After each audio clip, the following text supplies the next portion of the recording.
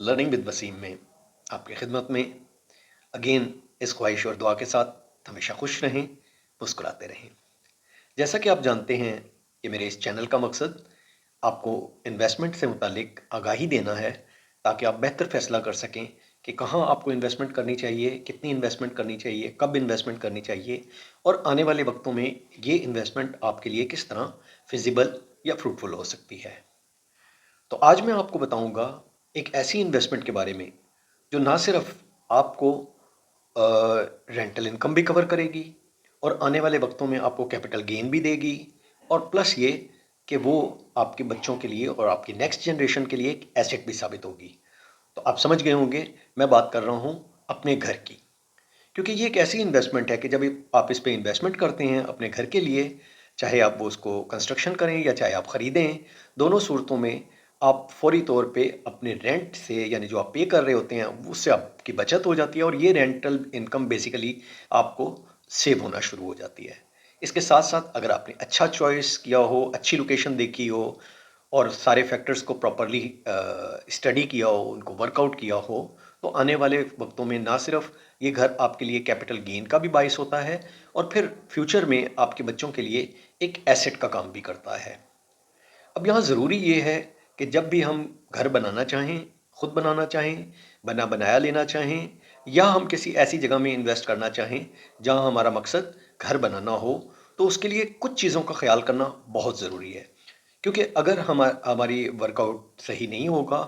और हम इन चीज़ों का ख्याल नहीं करेंगे, तो आने वाले वक्तों में हम उससे प्रॉपर बेनिफिट नहीं ले पाएंगे।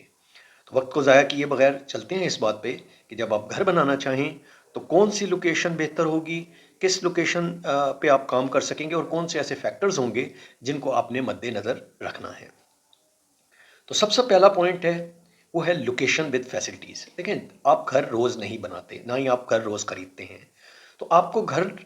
जब लेना हो या बनाना हो तो लोकेशन आपको ऐसी चेक करनी है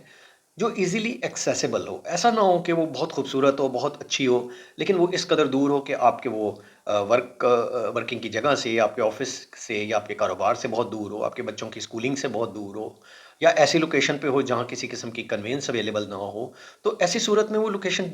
जितनी मर्जी खूबसूरत हो, वहाँ जितनी मर्जी फैसिलिटीज़ हों, एट द एंड वो आपके लिए एक बोझ बन जाएगी। सो हमेशा ख्याल करें कि जब भी आप लोकेशन का इंतखाब करें तो ये मेन एलिमेंट है जिसके ऊपर आपने बहुत ज़्यादा फोकस करना है, बहुत टाइम लगाना है, और आपने उस लोकेशन में अपने सराउंडिंग में जितने भी लोग हैं उनसे एक मशवरा भी हासिल करना है कि लोकेशन कैसी है, यहाँ कन्वेंस की क्या पोजीशन है, यहाँ गैस है या नहीं है, यहाँ इलेक्ट्रिसिटी है या नहीं है, कितनी लोड शेडिंग होती है, पानी का क्या इंतज़ाम है, नेबरहुड में किस तरह के लोग रहते हैं, मार्केट्स कौन सी करीब हैं। तो ये वो सारे एलिमेंट्स हैं जो लोकेशन के लिए जिनका मद्देनज़र ख़ासकर जब आप घर बना रहे हों तो बहुत ज़्यादा ज़रूरी है। सो इस पे पूरा टाइम लगाएं और एक प्रॉपर लोकेशन का इंतखाब करें। अच्छा, लोकेशन का इंतखाब करने के साथ साथ दूसरा जो एलिमेंट होता है वो होता है आपका बजट। होता क्या है कि सम टाइम आप अपना घर बनाने जाते हैं और आपके पास एक लिमिटेड बजट होता है, तो आप उस बजट को जहन में रखते हुए अपना घर बनाएं। ये मत सोचें कि आइंदा आने वाली फ्यूचर इनकम से मैं उसको डेवलप कर लूँगा, क्योंकि अगर आप ऐसा सोचेंगे तो हो सकता है कि आपकी जो एक्सपेक्टेड इनकम्स हैं, जो फ्यूचर की इनकम्स हैं, वो आपको ना मिल सकें और आपका घर जो बनाने का ख्वाब है वो दरमियान में ही रह जाए। यानी आपका ग्रे स्ट्रक्चर कंप्लीट हो जाए और आप फिनिश ना कर पाएँ, या फिनिश कर चुके हों और उसमें मेन एक्सेसरीज़ ना लगा पाएँ। तो बेहतर ये है कि अपने घर का जो आप बजट रखें ज़मीन का और कंस्ट्रक्शन का, अगर आपके पास more than 75% of your expectation वो मौजूद है, तो उसी सूरत में अपने घर को शुरू करें। उसके साथ-साथ ये ज़हन में रखना बहुत ज़रूरी है कि जब भी आप घर बनाना शुरू करें, तो अपने उस अमाउंट को जिसको आपने स्पेसिफ़िकली उस घर के लिए रखा हुआ हो, उसको साइड में रखें, उसको किसी और मकसद के लिए इस्तेमाल ना करें। ये ना करें कि आपको कोई इन्वेस्टमेंट नज़र आई तो आपने कहा कि चलो मैं यहाँ इन्वेस्ट कर देता हूँ, ये जब डबल हो जाएगी तो मैं यहाँ से उठा के अपने घर के उसमें लगा लूँगा। क्योंकि इस तरह आप 2 किश्तियों में सवार हो जाएँगे और दोनों किश्तियों को आप कामयाब नहीं कर पाएँगे। तो हमेशा अपने बजट को बड़ा स्पेसिफ़िक रखें, अलग रखें, साइड में रखें, ताकि आप जब घर बनाना शुरू करें तो उस वक़्त आपको बजटिंग में कोई प्रॉब्लम ना हो। तीसरा जो एलिमेंट है वो है साइज़ का। नॉर्मली होता क्या है कि जब हमारी गुंजाइश होती है 125 गज़ के 250 गज़ के घर की बनाने की, या 10 मरले के घर के बनाने की, तो हम 15 मरले का घर बनाने को प्रेफ़र करते हैं। हम कोशिश करते हैं कि 5 मरला और ज़्यादा ज़मीन आ जाए, क्योंकि हमारे बैक ऑफ द माइंड ये चीज़ होती है कि हम ज़्यादा जगह ले लेंगे तो कोई बात नहीं है, कंस्ट्रक्शन तो हो ही रही है तो हो ही जाएगी, लेकिन ऐसा होता नहीं है क्योंकि कंस्ट्रक्शन बड़ा महंगा एलिमेंट है। और जब आप ज़्यादा जगह ले लेते हैं तो डेफिनेटली उसके हर स्टेज हर स्टेप पे आपकी कॉस्ट बढ़ जाती है। वो बुनियादें हों, वो आपके रूम्स हों, वो आपके कंस्ट्रक्शन एरिया हो, उसमें आपकी इवन वॉल्स में आपके जो डोर्स हों, आपकी विंडोज़ हों, हर चीज़ में वो चीज़ें एक्सेस हो जाएंगी और एट द एंड आपका बजट आपके लिए शॉर्ट हो जाएगा। सो हमेशा जहन में रखें कि अगर आपके पास 250 गज बनाने की 75% पैसे मौजूद हैं तो कोशिश करें कि आप 200 गज का घर बनाएं ताकि आप इजीली अपने घर को बना सकें। और अगर कोई उसमें ऐसे अनएक्सपेक्टेड एक्सपेंसेस आ जाएं या कोई थोड़ी बहुत प्राइसेस की फ्लक्चुएशन हो जाए, कुछ प्राइसेस ब्रिक्स की या सीमेंट की या आयरन स्टील की या किसी भी चीज़ की अगर बढ़ जाती है तो आपको कोई बहुत ज़्यादा मेजर इफेक्ट ना आ सके और ऐसा ना हो कि आपको अपना घर दरमियान में छोड़ना पड़े। उसके बाद आ जाती है नेक्स्ट पॉइंट जो है वो है रेगुलेशन। आमतौर पे जब हम घर खरीद रहे होते हैं तो हमारी कोशिश यही होती है कि हम किसी भी प्रॉपर्टी एजेंट या कंसल्टेंट से बात कर लेते हैं और फिर उसके उसके मशवरों के मुताबिक हम उस घर की जो रेगुलेशन है उसको एज्यूम करते हुए सारे काम कर रहे होते हैं। तो इट्स बेटर कि आप इसको 2-3 जगह से चेक कर लें। और सबसे अच्छी चीज़ तो ये है कि जो भी उस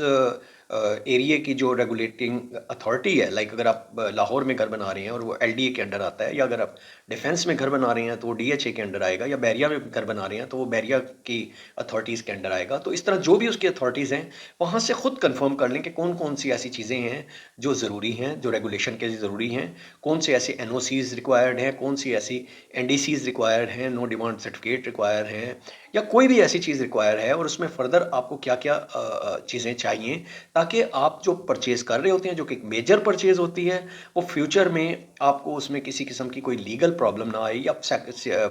सोसाइटी या अथॉरिटी की तरफ से बाद में ये प्रॉब्लम ना आए कि इसमें इतने ड्यूज पेंडिंग है या इसमें कोई और ऑब्लिगेशन रह गई है। तो इसके लिए बेहतर हल यही है कि या तो आप खुद चेक कर लें, अगर आप ऐसा नहीं कर सकते तो फिर आप इसके लिए किसी वकील को, एडवोकेट को, प्रॉपर्टी कंसल्टेंट को हायर करें अदर देन योर एजेंट। क्योंकि आपका एजेंट तो ये कर ही रहा होता है, लेकिन इसमें आपको स्पेसिफिकली अलग से भी एक सेकंड ओपिनियन की ज़रूरत होती है। उसके बाद जो नेक्स्ट आ जाता है वो ये है कि एक्सेसिबिलिटी। आपकी जो लोकेशन है, जिस तरह मैं पहले बता चुका हूँ कि आपने उसकी एक्सेसिबिलिटी ज़रूर चेक करनी है कि कौन कौन सी कन्वेंसेस वहाँ अवेलेबल हैं, क्या वहाँ बसेज़ या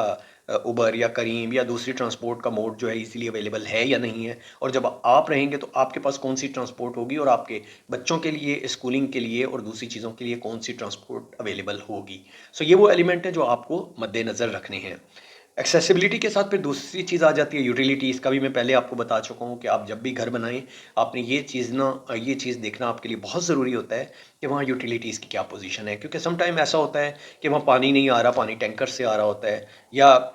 वहाँ इलेक्ट्रिसिटी अभी नहीं आई होती और वो बिल्डर्स आपको एक बता देते हैं, या आपको जो प्रॉपर्टी एजेंट है वो कह देते हैं कि जी तो 4 महीने में आ जाएगी, जब तक आपका घर बनेगा यहाँ आ जाएगी। लेकिन होता इसके बरक्स है, और जब आप घर बना लेते हैं तो वो वहाँ पता चलता है कि आपका ना पानी का प्रॉब्लम भी चल रहा है, आपके बिजली का प्रॉब्लम भी चल रहा है और आपकी गैस भी नहीं है। सो ये सारी चीज़ें या तो आप पहले जब ये सारी चीज़ें कैलकुलेट कर लें, मेंटली प्रिपेयर हो जाएं कि इसकी क्या कॉस्ट होगी, और फिर उस बेस पे इसका फैसला करें। और प्रेफरेबली तो बेहतर ये है कि ऐसी जगह देखें जहाँ ये फैसिलिटीज़ और ये यूटिलिटीज़ मौजूद हों। उसके बाद फिर नेक्स्ट आपका आ जाता है सॉइल फॉर्मेशन। सॉइल फॉर्मेशन बहुत ज़्यादा फोकस नहीं किया जाता, लेकिन आजकल जो नई सोसाइटीज़ स्पेशली जो आपकी कराची में बनी हैं उसमें एक प्रॉब्लम ये भी आ जाता है कि जब आप प्लॉट ले लेते हैं और जब आप घर बनाने जाते हैं तो पता चलता है कि वो जो सॉइल है वो तो बड़ा सॉफ्ट है और आपको वो उसमें या तो बेसमेंट बनानी पड़ेगी या फिर उसमें आपको खुदाई ज़्यादा करनी पड़ेगी। इसी तरह आप कुछ जगहों में लेते हैं तो वहाँ आपको पता चलता है कि वहाँ जो आपका प्लॉट है वो बहुत गहरा प्लॉट है, तो उसमें आपकी कॉस्ट बहुत ज़्यादा बढ़ जाती है क्योंकि आपको उसमें भराई करनी पड़ती है या उसमें आपको मुख्तलिफ़ किस्म के उसमें आपको मेजर्स लेने पड़ते हैं। सो ये चीज़ें आपने पहले ही कैलकुलेट करनी है ताकि आपके लिए एक